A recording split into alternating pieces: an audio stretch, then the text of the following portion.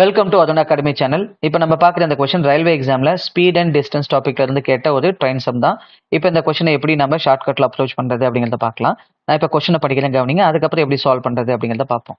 ஒரு ரயில் 50 மீட்டர் நீளமுள்ள ஒரு நிலையத்தின் நடைமேடையை முழுமையாக கடக்க 15 வினாடிகளும் 20 மீட்டர் நீளமுள்ள மற்றொரு நிலையத்தின் நடைமேடையை முழுமையாக கடக்க 10 வினாடிகளும் ஆகும் எனில் ரயிலின் நீளத்தை கண்டறியவும். சரிங்களா? பாருங்க, ஒரு ட்ரெயின் வந்துட்டு 50 மீட்டர் லென்த் உள்ள ஒரு பிளாட்ஃபார்மை எவ்வளோ நேரத்தில் கவர் பண்ணுது அப்படின்னு பார்த்தீங்கன்னா 15 செகண்ட்ஸில், சரியா, 15 வினாடிகளில் கிடக்குதான். அதுவே 20 மீட்டர் லாங் உள்ள ஒரு பிளாட்ஃபார்மை 10 செகண்ட்ஸில் கடந்திருக்கான். சரிங்களா? அவ்வளோதாங்க. இப்போ பாருங்க, ஒரே வேகத்தில் தான் அது போய் ரெண்டையுமே கடந்திருக்கும் இல்லையா? அப்போ இந்த இடத்துல என்ன அப்படின்னா ஸ்பீடு வந்து ஃபிக்ஸ்டு. ஸ்பீடு அதாவது வேகமானது நிலையானது. சரியா? வேகம் நிலையானது அப்படின்னு வச்சுக்கணும். ஸ்பீடு வந்து கான்ஸ்டண்டாக இருக்குது. அப்போ ஸ்பீட் கான்ஸ்டண்டாக இருக்கும்போது நம்ம டைம் இருக்கு இல்லைங்களா, டைமை அப்படியே டைரக்டாக எடுத்துக்கிட்டோம்னா நம்ம தமிழில் நேர்மாறல் அப்படின்னு சொல்லுவோம். சரியா? டைமோட டைரக்ட் ப்ரொபோர்ஷன் தான் என்ன அப்படின்னு பார்த்தீங்கன்னா டிஸ்டன்ஸு. சரியா? ஸ்பீடு ஃபிக்ஸ்டாக இருந்துச்சுன்னா டைமோட நேர்மாறல் என்ன அப்படின்னா டிஸ்டன்ஸு.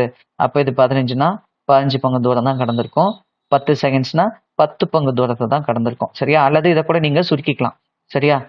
ரேஷியோ எடுத்துக்கலாம். ரேஷியோ எடுத்தால் டிஸ்டன்ஸ் 3 பங்கு, இதோட டிஸ்டன்ஸ் என்ன அப்படின்னு பார்த்தீங்கன்னா 2 பங்கு. சரிங்களா?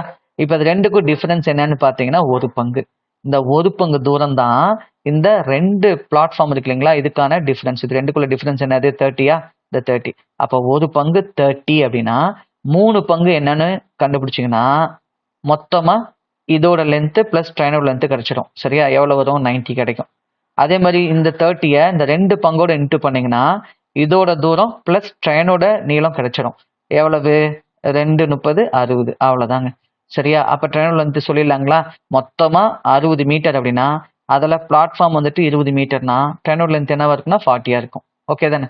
அடுத்தது மொத்தமாக 90 மீட்டர் அப்படின்னா அதில் பிளாட்ஃபார்ம் லென்த்து 50 மீட்டர்னா அப்போ ட்ரெயினோட லென்த் அகைன் 40 எப்படியானு சொல்லலாம். சரியா? நீங்கள் மனக்கணக்கிலே வித்தின் 30 செகண்ட்ஸ்குள்ளே இந்த மெத்தடில் நீங்கள் செம சால்வ் பண்ண முடியும். கரெக்டாக அண்டர்ஸ்டாண்ட் பண்ணிக்கோங்க. நான் சொல்லி கொடுத்தது உங்களுக்கு கிளியராக புரியும்னு நினைக்கிறேன். அப்படி கிளியராக இருந்துச்சுன்னா மறக்காம இந்த வீடியோக்கு ஒரு லைக் பண்ணுங்க. இப்போ தான் ஃபர்ஸ்ட் டைமாக நம்ம அருண் அகாடமி சேனலை விசிட் பண்ணுறீங்கன்னா மறக்காம நம்ம அருண் அகாடமி சேனலை சப்ஸ்கிரைப் பண்ணுங்க. உங்கள் ஃப்ரெண்ட்ஸும் இது போல் ரயில்வே எக்ஸாமுக்கு ப்ரிப்பேர் பண்ணிட்டு இருக்காங்கன்னா மறக்காம இந்த வீடியோவை அவங்களுக்கும் ஷேர் பண்ணுங்க. டெஃபினட்டாக அவங்களுக்கும் யூஸ்ஃபுல்லாக இருக்கும். தேங்க்யூ ஃபார் வாட்சிங் அருண் அகாடமி சேனல்.